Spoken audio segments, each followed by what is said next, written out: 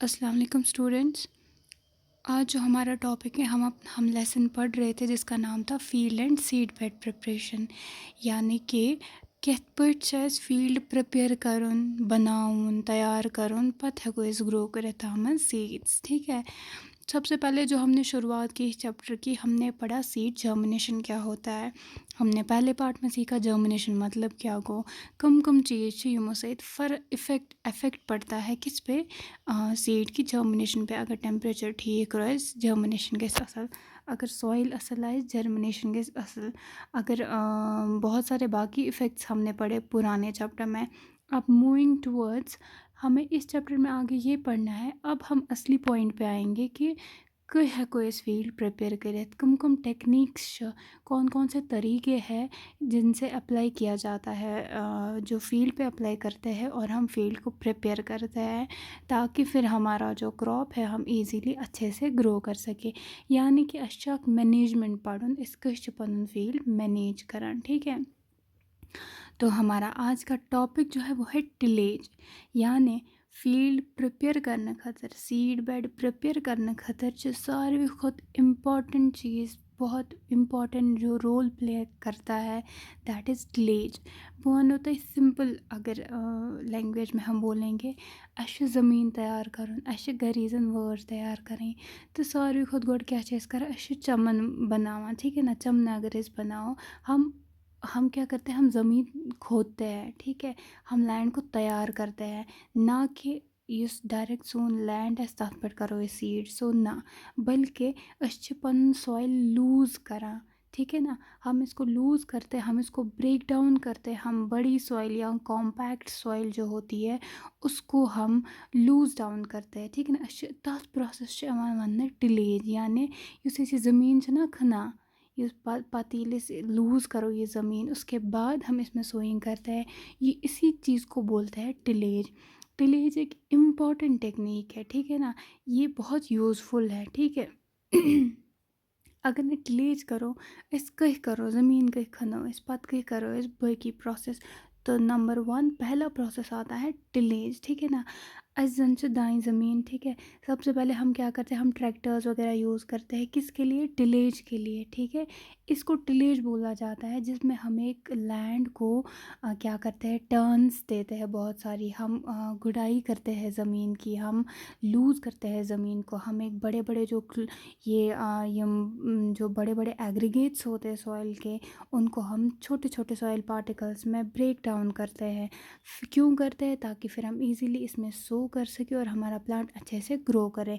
तो ये हमारा मेन है tillage, which is responsible for the seed bed preparation, यानी ये सोन गॉडनुक स्टेप जो what is that, tillage. Now जैसा कि मैंने आपको बोला, टिलेज वारिया इम्पॉर्टेंट ऑपरेशन जो हमारे क्रॉप फील्ड में करते हैं। ठीक है ना, सबसे पहला मेन स्टेप तो यही है टिलेज का। तो आपको अब समझ आ गया होगा कि टिलेज गो क्या, या टिलेज मतलब जो मैंने आपको बोला गुडाई करना ज़मीन की। ठीक है ना, ये ले टिलेज ये प्रोसेस करो, उसके बाद हम सो करते हैं सीड्स को। ठीक है ना, उसके बाद फर्दर प्रोसेसेस होते हैं। तो ये हमारा मेन टॉपिक आ गया क्या, टिलेज। दपन tillage is the first and most important operation in crop production. Tillage operations are generally carried out before sowing और प्लांटिंग। ठीक है, या तो सोइंग से पहले किया जाता है या प्लांटिंग के टाइम। ठीक है, although a very large area of land is available in the world, all of it is not fit for crop production. In order to bring these area into economical fit condition, variety of mechanical operation have to be performed. ये tillage है, ये from the sowing up to the harvesting करते रहते हैं हम tillage.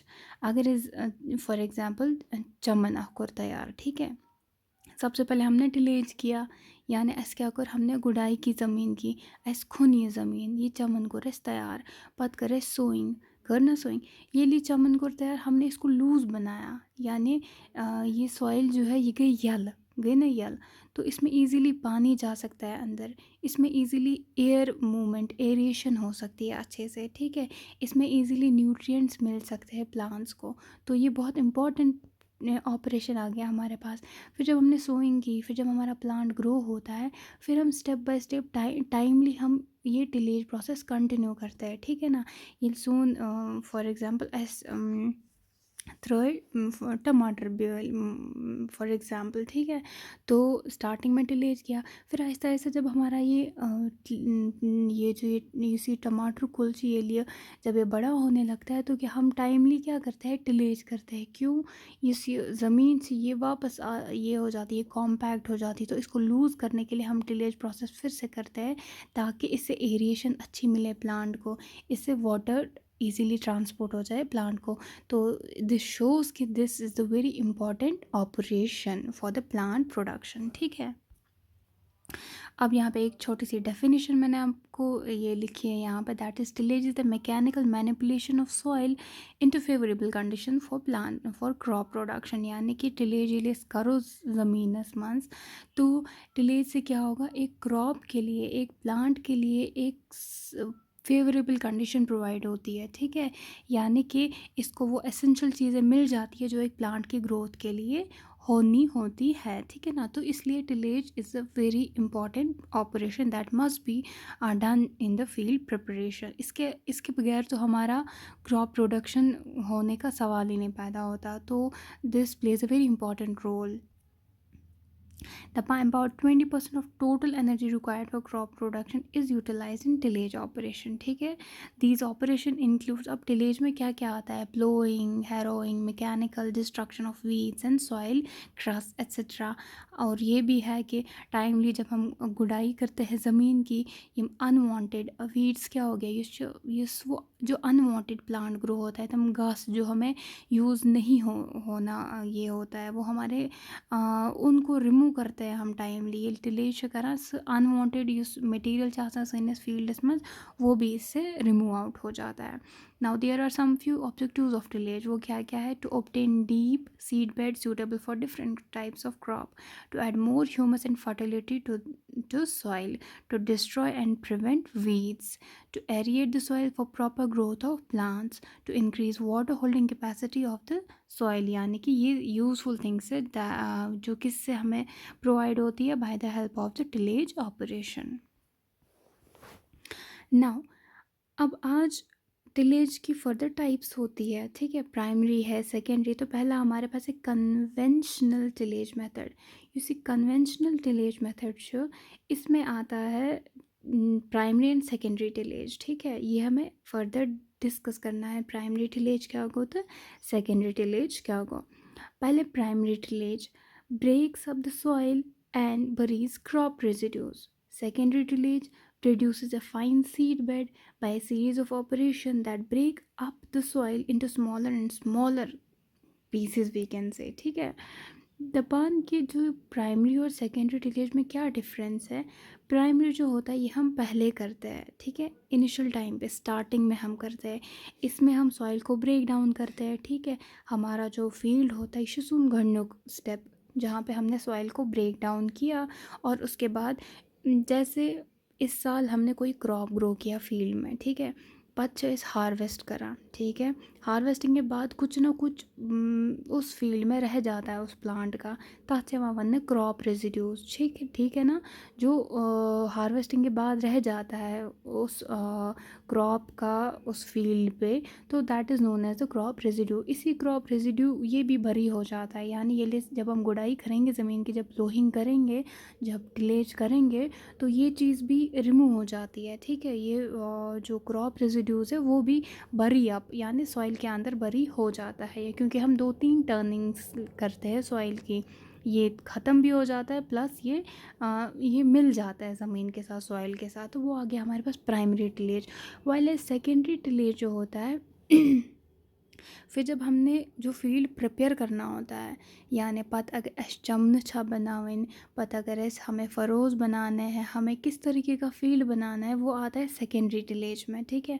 उसमें हम पूरी तरह एक फील्ड को मेंटेन करते हैं, तैयार करते हैं, और उसमें क्या होता है कि सवाल ही नहीं पैदा होता कि उसमें बड़े बड़े सॉइल के ये एग्रीगेट्स होंगे, बड़े बड़े सॉइल के क्लाउड्स होंगे, वैसा कुछ नहीं होता। इसमें पूरा break down of the soil होता है, पूरे छोटे छोटे छोटे टुकड़े करते हैं, पीसेस होते हैं किसके, सॉइल के। तो ये आ गया primary and secondary tillage. Now जैसा कि टाइप्स ऑफ टिलेज हम पढ़ रहे हैं, दैट इज़ प्राइमरी टिलेज, इसको प्लोइंग भी किया कहा जाता है, ठीक है ना।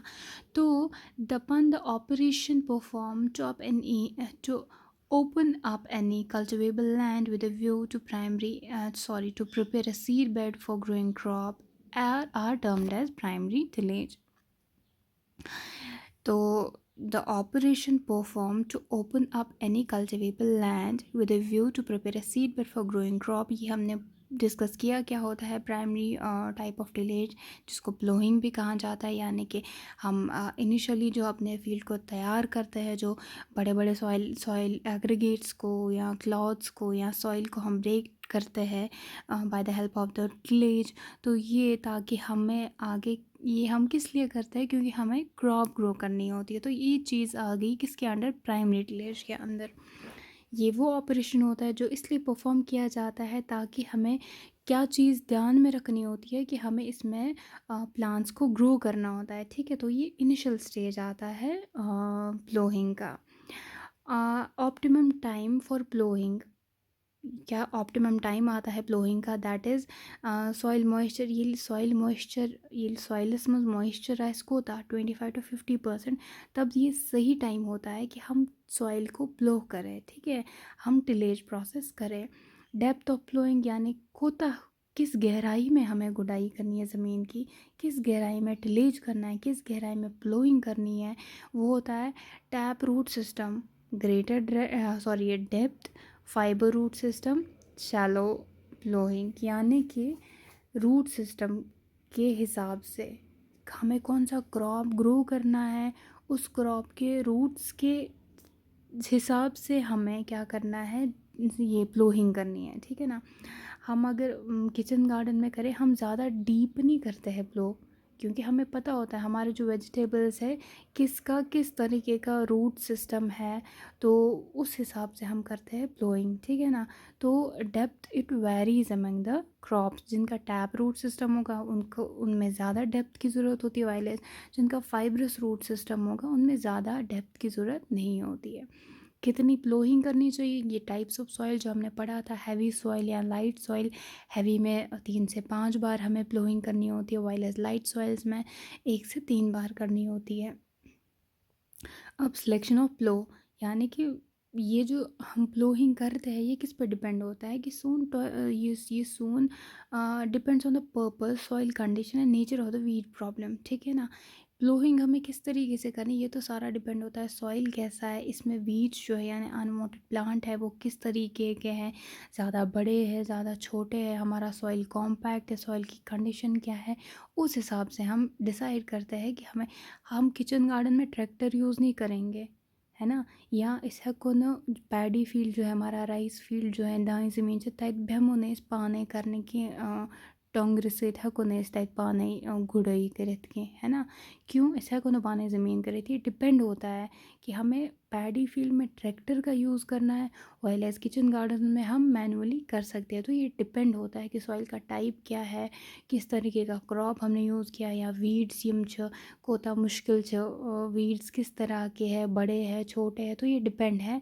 उस हिसाब से हम डिसाइड करते हैं हमें किस तरीके की प्लोइंग करनी है फील्ड में।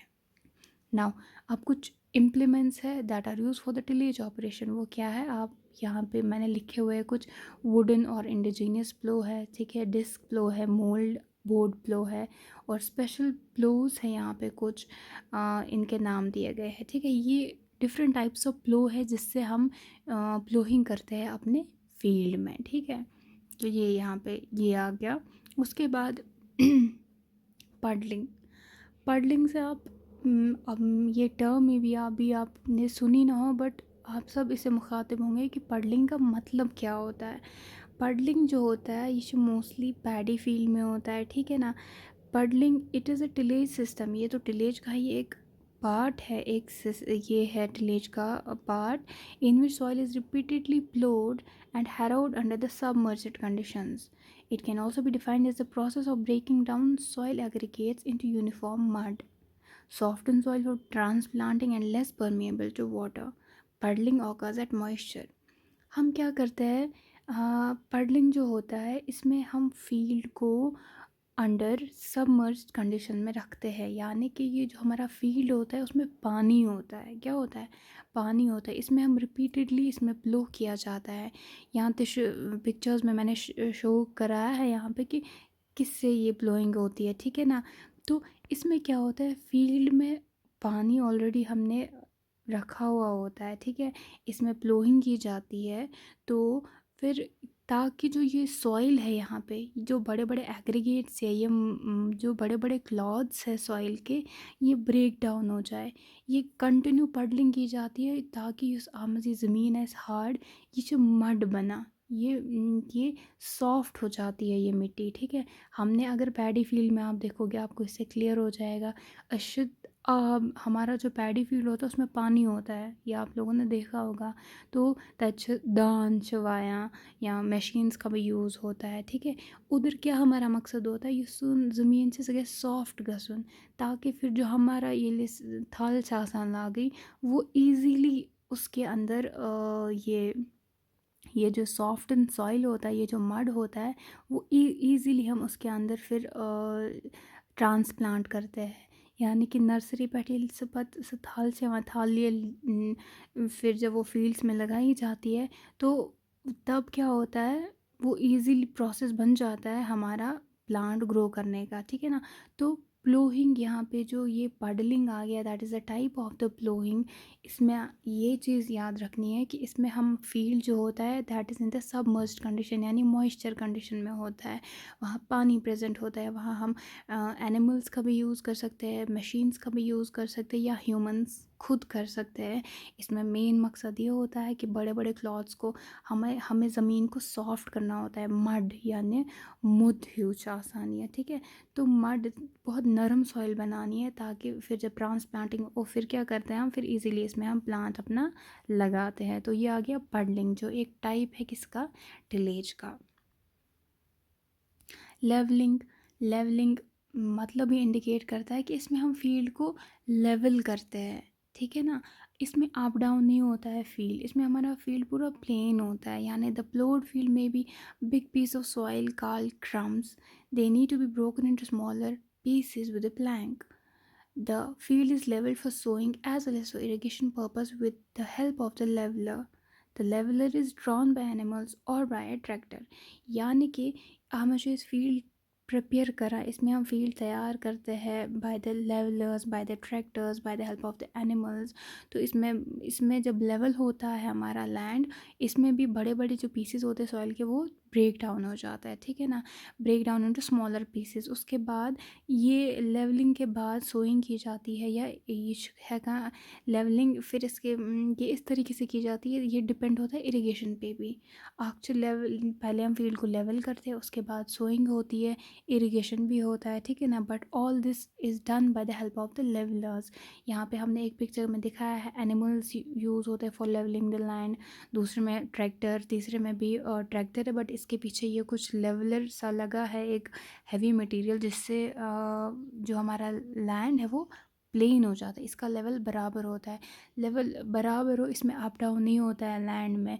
अगर लेवल बराबर है उस हिसाब से इरिगेशन भी इजीली अवेलेबल हो जाती है। तो each corner of the field I can say, हर एक पार्ट ऑफ द फील्ड में इजीली पानी जा सकता है, हमारा पूरा मेंटेन होता है फील्ड, और फिर सोइंग की जाती है।